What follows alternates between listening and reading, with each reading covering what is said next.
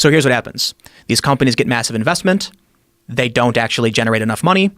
Then once the investment runs out, those jobs never existed. Those were padded by investors.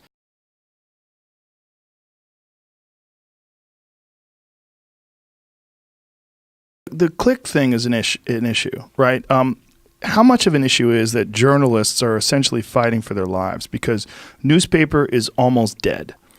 Yeah, it's online publications they're trying to get subscriptions. Like I subscribe to several different news online publications that used to be newspapers, but the last time I picked up an actual newspaper, it's so much so that I felt like I had a joke about reading something in the paper and like turning the page. I almost felt like I'm a liar for doing a joke about turning the page of a paper. Right. I don't remember the last time I fucking did that. Everything I read is either on a tablet or on a laptop or... Do you know what the Gell-Mann amnesia effect is? No. When you're an expert in MMA, you're like one of the foremost experts. Have you ever read a news article about MMA that was so wrong? Yes. Okay, so that same newspaper, you're reading it, you see that story and you laugh how wrong it could be. You turn the page and there's a story about Syria and you go, I didn't know that. Ah, right. Why would you forget how wrong they were? But the reason I bring this up is the analogy is that you turn the page. Yes. Nobody does. You click the link. Right. But let's talk about clicks. One of the things we talked about the other day is traffic assignment. So I know you asked me this, they're fighting for their lives. It's a serious issue, but I'd just like to point out their lives never existed in the media space. Yeah, please explain that because that was one of the most illuminating aspects of our conversation on the phone. Yeah, it's publicly known, but not talked about a whole lot, that these media organizations, mostly these digital news startups, don't actually get a lot of views. So what they do is, it's called traffic assignment. There's a company called ComScore that tracks the viewership, the unique views these sites have. If you're trying to attract investment and you say, we get 20 million views per month, they're going to say, that's cool, but this site gets 60. What do? Well, there are some sites, this is according to Variety, modernfarmer.com. What is that? I have no idea. I've never heard of it. But there are many sites, which you've probably seen, where it's like the top 25 celebrities who, mess up their makeup. Yes. You click the page and it'll show you a photo. In order to see the next photo, you got to click the next page. That way they turn you, one person, to 25 unique views. Or 25 views. I don't want to say unique. Then a company like Vice, for instance, will buy the assignment of your traffic and attribute it to themselves. So when the ComScore numbers come out, it will say all of those views from those clickbait sites are actually Vice, right? That's fucking crazy. And so there was a controversy a bit. Again, I'm quoting Variety here. I don't want to get sued, but Variety said that their traffic went down 17% because someone they were buying traffic assignment from was like going through turmoil and being shaken up. And another one of their traffic assignment partners switched to, I think, got sold to NBC or something. So what ends up happening? Well, I can say a little bit. There was a company that was a prominent digital news outlet. I knew someone there who was decently high up who told me, our company is contemplating whether or not we should engage in traffic assignment to inflate our numbers. And I said, don't do it. Like, that's wrong. Yeah. And they said, but we need investment. Ooh. So I wonder is that fraud? Yes. But if ComScore is just lumping the numbers together, and I go to you and say, according to ComScore, our network brings in 60 million, I didn't lie. That's all true. Yes, that's true. So here's what happens. These companies get massive investment. They don't actually generate enough clicks or enough money. Then once the investment runs out, those jobs never existed. Those were padded by investors. So God, that's squirrely. Everything collapses. It seems like fraud. I mean, it does to me, yeah. That seems like if you were doing that with some tech stock.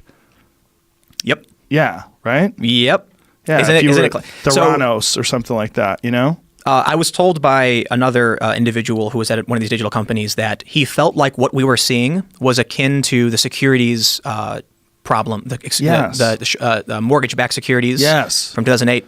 Yeah, that's a better analogy. Right. That's what he said. He said, think about this. You've got all of these big companies, these big investment, hundreds of millions of dollars, $200 million invested into these digital media outlets because they're seeing these numbers, but underneath there's nothing there. And that is crazy. So if you're Yeah. investing money, say if you've got some cash, you've worked your ass off and you've generated a lot of money, and you're like, look, we're going to get into the digital space.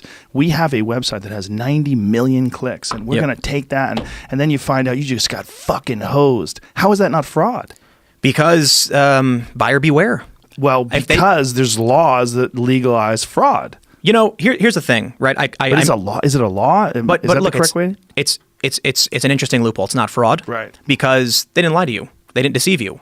You had every opportunity to look at those numbers and see where they came from to understand what their network was. Okay, well, that may be the case, but the act of doing it and the fact that you can do it, and really you're getting modern Seems shady. It's fucking crazy shady. But I'll tell you what something else too, and I say this with the utmost respect for Shane Smith, who I worked at Vice. We've gone out for drinks. They flew me out. I love Shane. He's a cool dude, but he's brilliant, absolutely brilliant. He is a master of.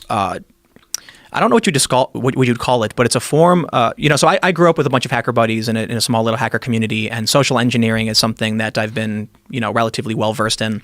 And Shane, whether he knows it or not, really, really understands how people think and how to get them to do things.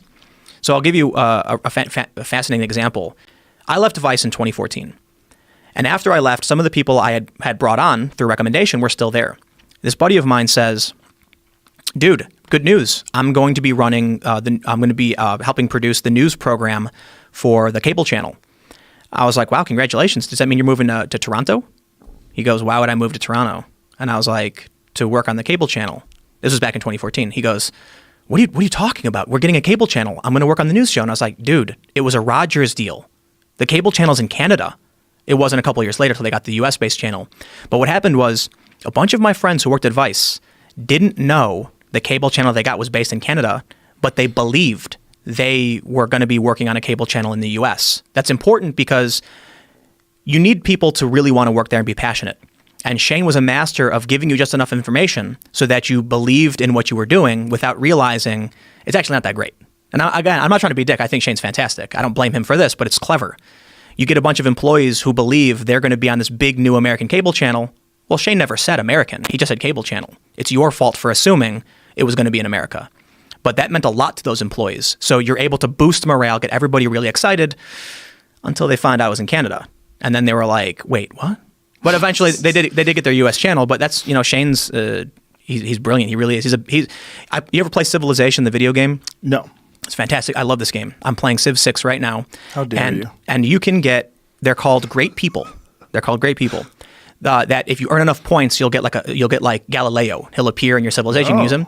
I firmly believe that in 100 years, the next Civilization 50, you'll be able to earn a great merchant, Shane Smith, because of how he was able to build this empire. He did it through very clever ways of getting investment. And admittedly, I really like the stuff they used to do back in the day. I think the guy's, wow, he knows how to do it. And the reason I bring him up is because the big story about traffic assignment was Vice losing like 17% because of that practice they were doing. So he really knew how to do the smoke and mirrors, But when you look at when you look at how it pans out to all the other news outlets, then everyone gets laid off.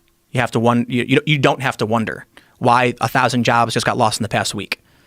It's just investment money, and once they reached their threshold, it all came crashing down. God, the modern farmer example, like that. Modern farmer, what is that? I think, but just the clicks, just the fact that you can actually buy those clicks and attribute them to something different.